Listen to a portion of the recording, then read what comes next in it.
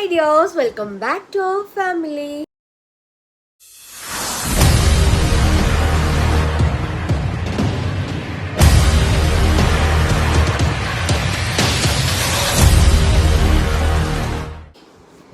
അപ്പം എൻ്റെ പനിയൊക്കെ മാറി കേട്ടോ. കാശി ബേബി ഓക്കെ ആയി. മോന് മുഴുവനായിട്ട് മാറിയില്ല, ഓക്കെ ആയി വരുന്നു. എനിക്കൊരുവിധമൊക്കെ ഓക്കെ ആയി. തൊണ്ടവേദന മാറി. പിന്നെ ചെറിയ ജലദോഷമല്ല, മൂക്കടപ്പുണ്ട്. ശ്വാസം മുട്ടുണ്ടോ എന്ന് ചോദിച്ചാൽ ശ്വാസം മുട്ടൊന്നും ഇല്ല. നാളെയും കൂടെ ഇന്നത്തെ ദിവസവും കൂടെ ആവി പിടിച്ച് കാര്യങ്ങളൊക്കെ കഴിയുമ്പോഴത്തേനും സെറ്റാവും. കാശിക്കുട്ടിന് ചെറിയ ചൂടുണ്ട്, വേറെ പ്രശ്നമൊന്നുമില്ല, ഓക്കെ ആയി വരുന്നു. എല്ലാവരും കമൻറ്റിൽ ചോദിച്ചിട്ടുണ്ട് ചേച്ചി എങ്ങനെയുണ്ടെന്ന് പറഞ്ഞുകൊണ്ട് ചോദിച്ചിട്ടുണ്ടായിരുന്നു. അതുകൊണ്ടിട്ടാട്ടോ പറഞ്ഞിട്ടുള്ളത്. അപ്പം ഇന്നത്തെ നമ്മുടെ വീഡിയോ എന്താണെന്ന് വെച്ച് കഴിഞ്ഞാൽ ഞാൻ പറഞ്ഞിട്ടുണ്ടായിരുന്നു, നമ്മുടെ ഇതിപ്പം ഞാൻ സെക്കൻഡ് പ്രഗ്നൻസിയിലാണ്. എൻ്റെ ലാസ്റ്റ് ഒരു 3-4 ദിവസത്തിനുള്ളിൽ നമ്മുടെ ബേബി നമ്മുടെ കയ്യിൽ കിട്ടും. അപ്പം ഞാനിപ്പോൾ പറയാൻ പോണത് എന്ന് വെച്ച് കഴിഞ്ഞാൽ എൻ്റെ ഫസ്റ്റ് ഡെലിവറിയുടെ ടൈമിൽ എനിക്ക് നോർമൽ ഡെലിവറിക്ക് വേണ്ടിയിട്ട് എന്തൊക്കെ എക്സസൈസുകളാണ് ചെയ്തതെന്ന് പറഞ്ഞുകൊണ്ട് ഒരു കുട്ടി കമൻറ്റ് ചെയ്തിട്ടുണ്ടായിരുന്നു. ഈ ഇടയ്ക്കാണ്, 2-3 ദിവസം മുമ്പാണ് ചെയ്തിട്ടുണ്ടായിരുന്നത്. അപ്പം ഞാൻ അതിൽ കമൻറ്റിൽ തന്നെ പറഞ്ഞു കൊടുത്തിട്ടുണ്ടായിരുന്നു. അപ്പം ഞാൻ ഇന്ന് വിചാരിച്ച ഒരു വീഡിയോ ആയിട്ട് ചെയ്യാമെന്ന്, ആർക്കെങ്കിലുമൊക്കെ യൂസ്ഫുൾ ആവട്ടെ. സത്യത്തിൽ ഞാൻ ഫസ്റ്റ് പ്രഗ്നൻസിയുടെ ടൈമിൽ ചെയ്തിട്ടുള്ള കാര്യങ്ങളൊന്നും സെക്കൻഡ് പ്രഗ്നൻസിയുടെ ടൈമിൽ ചെയ്തിട്ടില്ല. ഒന്നാമത്തെ കാര്യം ടൈമില്ല, പിന്നെ രണ്ടാമത്തെ കാര്യം ഞാനിങ്ങനെ വെയിറ്റ് ചെയ്ത് പോകുമായിരുന്നു. അതുകൊണ്ടിട്ട് കേട്ടോ. ഓരോ കഥവിന് മുട്ടി. അപ്പം ഫസ്റ്റ് പ്രഗ്നൻസിയുടെ ടൈമിൽ നോക്കുകയാണെന്നുണ്ടെങ്കിൽ എൻ്റെ റൂം മുകളിലത്തെ നിലയിലായിരുന്നു. ചിലർ പറയും പ്രഗ്നൻ്റ് ആണ് എന്നറിഞ്ഞു കഴിഞ്ഞാൽ സ്റ്റെയർ കയറാൻ പാടില്ല, സ്റ്റെയർ കയറി കഴിഞ്ഞാൽ അബോർഷനുള്ള ചാൻസസ് ഉണ്ട് എന്ന് പറയും. നമ്മൾ ശ്രദ്ധിക്കേണ്ട എന്നൊന്നും ഞാൻ പറയത്തില്ല. പക്ഷേ എൻ്റെ കാര്യം നോക്കുകയാണെന്നുണ്ടെങ്കിൽ ഞാനൊരു 7-ാം മാസം വരെയും മുകളിലത്തെ നിലയിലായിരുന്നു റൂം ഉണ്ടായിരുന്നത്. 7 മാസം കഴിഞ്ഞതിന് ശേഷമാണ് ഞാൻ താഴത്തെ റൂമിലേക്ക് മാറിയിട്ടുണ്ടായിരുന്നത്.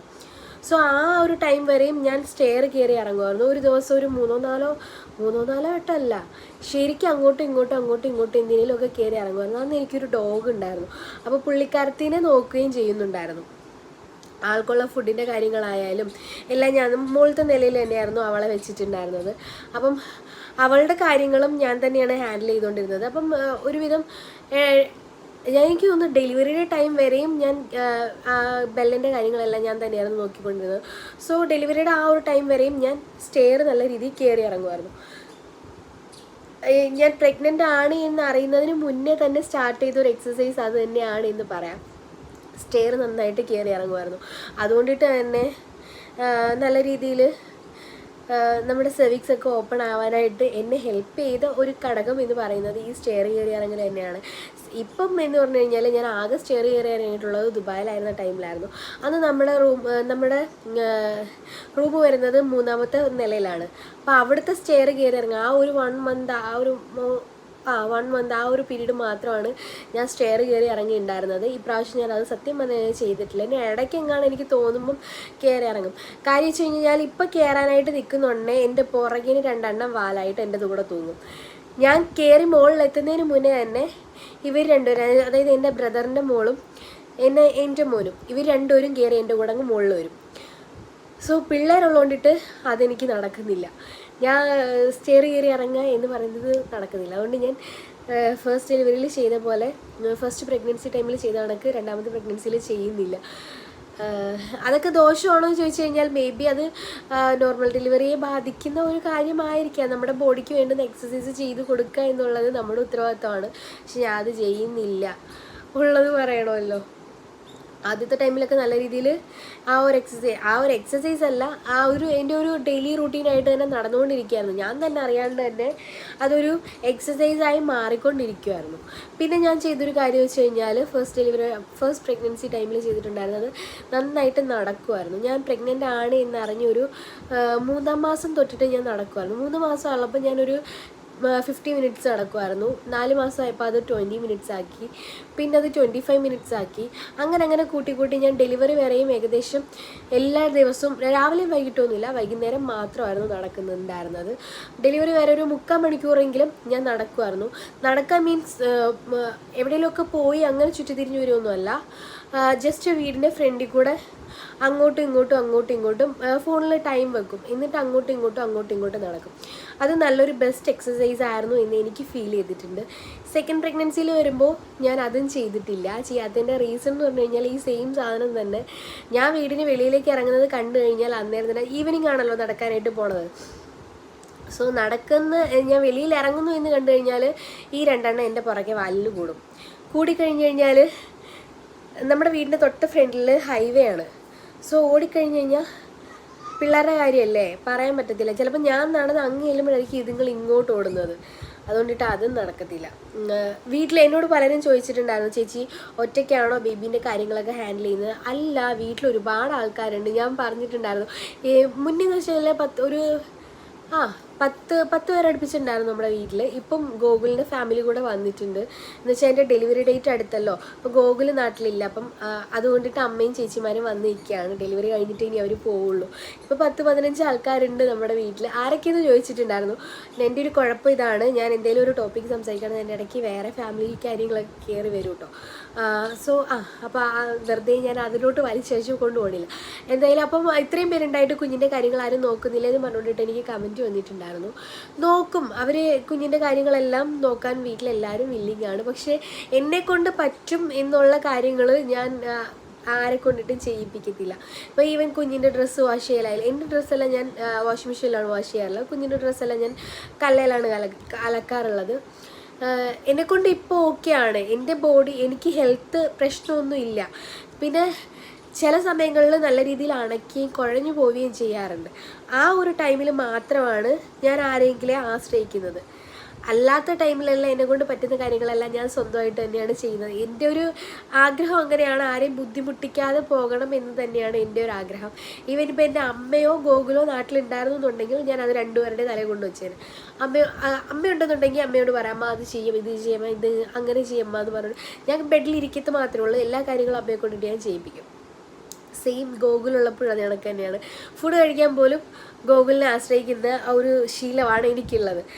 അവർ രണ്ടുപേരോടും ഉള്ള ആ ഒരു സ്വാതന്ത്ര്യം ബാക്കിയുള്ളവരോട് എടുക്കാൻ എനിക്കങ്ങനെ തോന്നാറില്ല. ബുദ്ധിമുട്ടിക്കുന്നത് എനിക്കിഷ്ടമല്ല. അതുകൊണ്ടിട്ട് ഞാൻ സ്വന്തമായിട്ട് തന്നെ എല്ലാം ചെയ്യുന്നതാണ് കേട്ടോ. അല്ലാതെ അവരാരും ചെയ്തു തരാത്തില്ല. കുറേ കമൻറ്റ് വന്നു, ചേച്ചി കാണുമ്പോൾ പാവം തോന്നും അങ്ങനെയാണ് എന്നൊക്കെ പറഞ്ഞുകൊണ്ടിട്ട് കമൻറ്റ്സൊക്കെ വന്നിട്ടുണ്ടായിരുന്നു. സംഭവം ഇതാണ്, അങ്ങനെ ഒരാളുടെ തലയിൽ എന്തെങ്കിലും കൊണ്ടുവന്ന് വെച്ച് കൊടുക്കാൻ എനിക്ക് ഭയങ്കര പാടാണ്.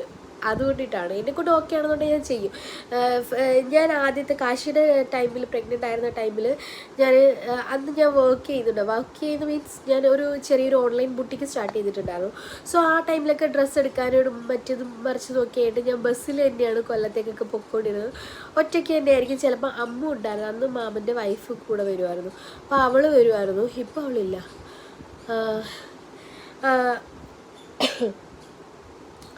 അന്ന് അതുപോലെ ഞാൻ നല്ല രീതിയിൽ ട്രാവൽ ചെയ്യുമായിരുന്നു. ട്രാവൽ ചെയ്ത് കണക്ക് ബസ്സിൽ കയറി ഇറങ്ങി പോയി എടുക്കുകയൊക്കെ ചെയ്തുകൊണ്ടിരുന്നത്. ഇപ്പോഴും അത് കണക്ക് തന്നെയാണ്. എന്നെക്കൊണ്ട് അന്ന് എനിക്ക് ഓക്കെ ആയിരുന്നു, കുഴപ്പമൊന്നും ഇല്ലായിരുന്നു. ഞാൻ ഡെലിവറി വരെ എൻ്റെ കാര്യങ്ങളെല്ലാം ഞാൻ തന്നെയായിരുന്നു ഫസ്റ്റ് ഡെലിവറിയുടെ ടൈമിൽ ചെയ്തിട്ടുണ്ടായിരുന്നത്. സെക്കൻഡ് ഡെലിവറി വന്നപ്പോഴും എനിക്ക് കൂടെ എൻ്റെ കാശുണ്ട് എന്നേ ഉള്ളൂ. പക്ഷേ അതെനിക്കൊരു ബുദ്ധിമുട്ടായിട്ട് തോന്നുന്നില്ല.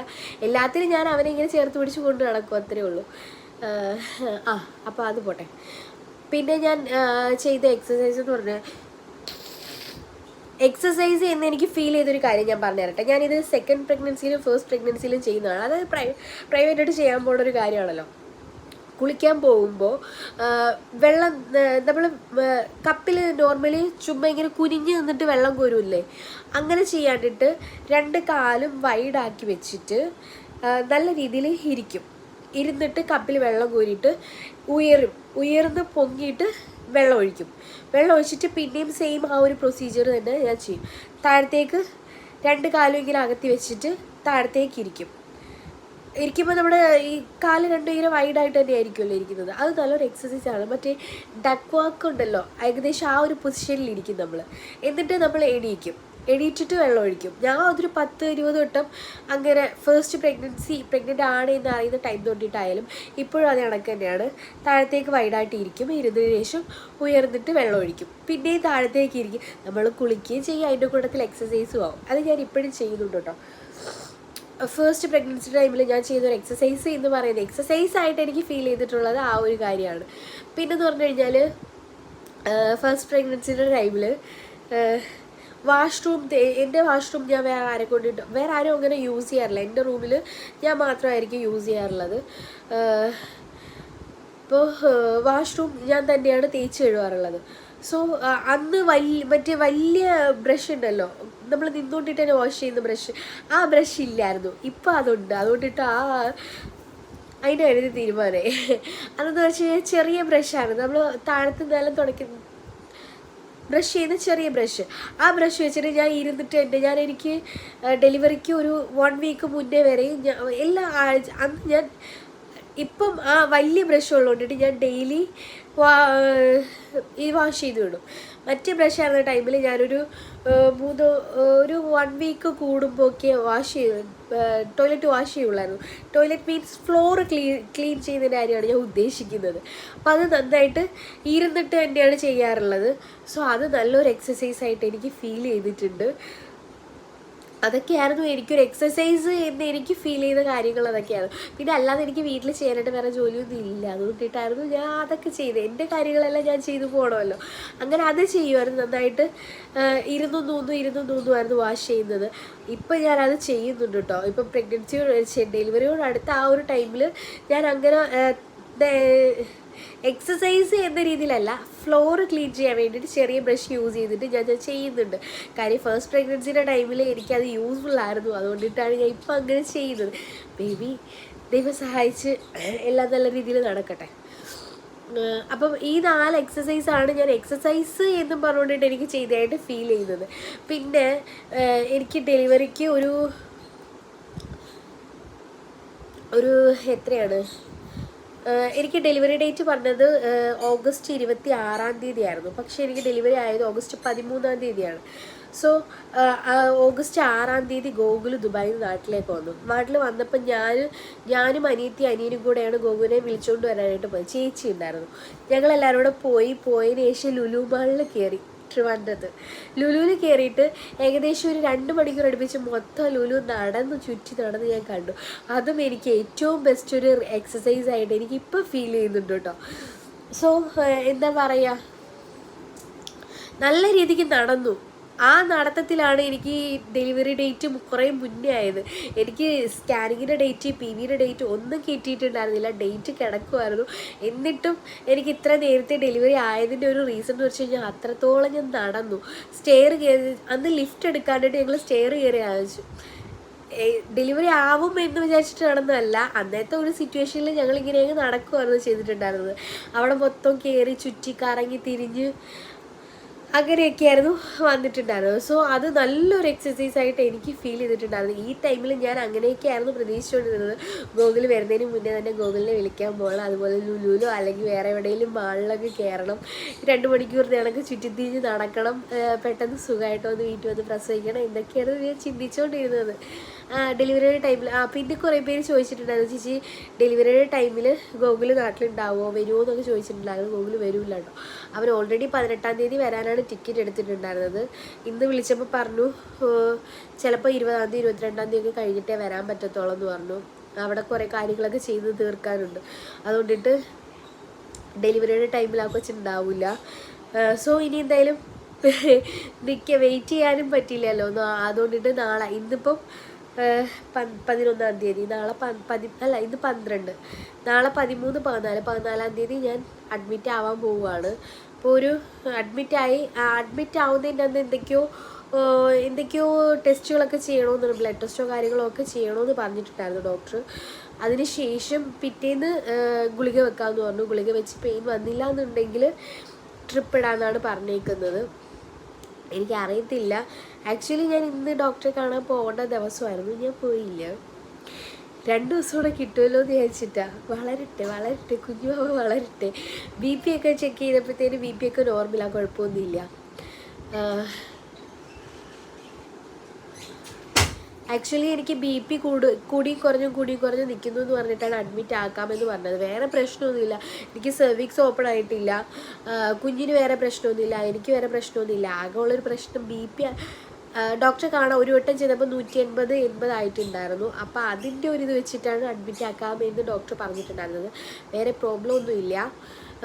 പിന്നെ ഞാൻ ഈ പറഞ്ഞ എക്സസൈസുകളൊക്കെ ഉണ്ടല്ലോ,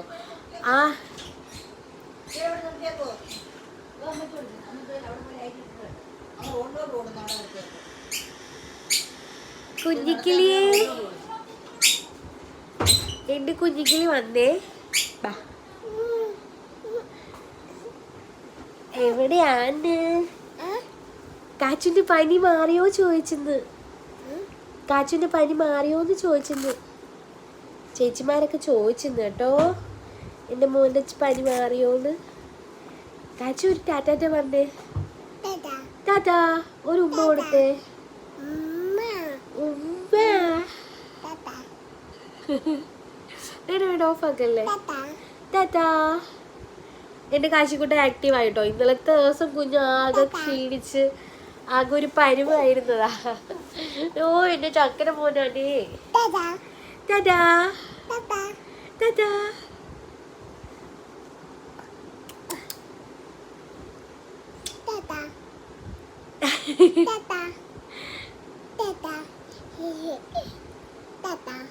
ടാറ്റാ മതി. ടാറ്റ. ഒരു ഫ്ലൈങ് കിസ് കൊടുത്തേ. ആ എങ്ങനെ കൊടുക്കുന്നത് അത് അറിയത്തില്ല കേട്ടോ, ഞാൻ കാണിച്ചു കൊടുത്തിട്ടില്ല ഫ്ലൈങ് കിസ് കൊടുക്കുന്നത്. ഒരു ഫ്ലൈങ് കിസ് കൊടുത്തേ. എന്തോ ഗോഗു കഴിച്ചാ? ടാറ്റ പറഞ്ഞ് ഇനി കട്ട് ചെയ്തോളാനാണ് ആള് പറയുന്നത് കേട്ടോ. നിങ്ങൾ എന്ത് പോവാത്ത? ടാറ്റ പറഞ്ഞില്ലേ എന്റെ കുഞ്ഞ്, ഇനി പൊക്കോളാന്. ഞാനീ പറഞ്ഞ 4 കാര്യങ്ങൾ, അതായത് സ്റ്റെയർ കയറി ഇറങ്ങി, പിന്നെ നടക്കാൻ പോവുമായിരുന്നു, പിന്നെ കുളിക്കുമ്പോൾ ഉള്ള ആ ഒരു നിന്നിരുന്നുള്ള ആ ഒരു സംഭവം, അതിനെന്തോ ഒരു എക്സസൈസ് പറയൂ കേട്ടോ, അത് എന്താണെന്ന് എനിക്ക് അറിയത്തില്ല. പിന്നെ 4മത്തത് ഞാൻ ഈ പറഞ്ഞ കണക്ക് നിലത്തിരുന്ന് നല്ല രീതിയിൽ തുടക്കി ഇത് ക്ലീൻ ചെയ്യുമായിരുന്നു. നമ്മൾ നിലത്തിരുന്ന് തുടച്ചാലും മതി കേട്ടോ. പണ്ടുള്ളവരൊക്കെ പറയും ഇത് കണക്ക് നിലം തുടക്കുകയും ക്ലീൻ ചെയ്യുകയും വീട്ടിലെ ജോലികളൊക്കെ ചെയ്യുന്നത് സുഖപ്രസവം നടക്കാൻ വേണ്ടിയിട്ട് ഹെൽപ്പ് ചെയ്യുമെന്ന് പറയാം. അതൊക്കെ ഉള്ളത് തന്നെയാണെന്ന് എനിക്ക് അന്നേരം ഫീൽ ചെയ്തു കേട്ടോ. ഞാൻ അത്രയും കാര്യങ്ങൾ ചെയ്തപ്പോൾ തന്നെ എനിക്ക് നോർമൽ ഡെലിവറി നടന്നു. പിന്നെ എൻ്റെ നോർമൽ ഡെലിവറി പറയുകയാണെന്നുണ്ടെങ്കിൽ 1 hour കൊണ്ടിട്ടാണ് എൻ്റെ ഡെലിവറി കഴിഞ്ഞിട്ടുണ്ടായിരുന്നത്. 1 hour മാത്രമേ പെയിൻ ഉണ്ടായിരുന്നുള്ളൂ. സോ ഞാൻ ഈ പറഞ്ഞു വന്നത് ഇതൊക്കെ ചെയ്തത് കൊണ്ടിട്ടാണ് വലിയ രീതിയിൽ പെയിൻ ഇല്ലാണ്ടിട്ട് ഡെലിവറി നടന്നിട്ടുണ്ടായിരുന്നത് എന്ന രീതിയിലാണ് ഞാൻ പറഞ്ഞു വന്നത്. പിന്നെ എന്ന് വെച്ച് കഴിഞ്ഞാൽ ഒരു കാര്യം വെച്ച് കഴിഞ്ഞാൽ ഈ ചിലർ പറയുന്ന കേട്ടിട്ടുണ്ട് ആൺകുട്ടികളാണ് എന്നുണ്ടെങ്കിൽ വലിയ പ്രശ്നങ്ങളൊന്നും ഇല്ല, വലിയ വേദനകളൊന്നും വരാണ്ടിട്ട് തന്നെ ഇവർ വരുമെന്ന് പറയും. പെൺകുട്ടിയാണെന്നുണ്ടെങ്കിൽ ഭയങ്കര വേദനയും കാര്യങ്ങൾ, അതെനിക്ക് അറിയത്തില്ല അങ്ങനെയാണോ എന്ന്.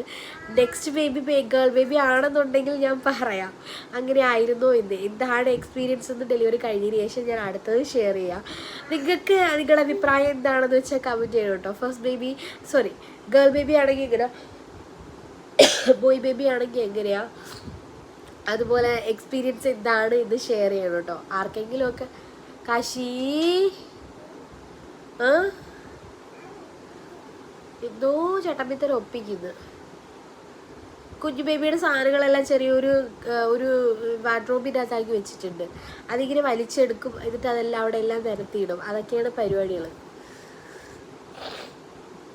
അപ്പോൾ ഇത്രയേ ഉള്ളൂ ഇന്നത്തെ നമ്മുടെ വ്ലോഗ് എന്ന് പറയാനായിട്ട്. അത്യാവശ്യം യൂസ്ഫുൾ ആയിട്ടുണ്ടാകും എന്ന് എനിക്ക് തോന്നുന്നു. യൂസ്ഫുൾ ആയിട്ടുണ്ടെങ്കിൽ കമൻറ്റ് ചെയ്യാൻ മറക്കട്ടെ. പിന്നെ നിങ്ങൾക്ക് എന്തെങ്കിലും കാര്യങ്ങൾ അറിയാനുണ്ട് എന്നുണ്ടെങ്കിൽ മൂക്കടയ്ക്കുന്നു.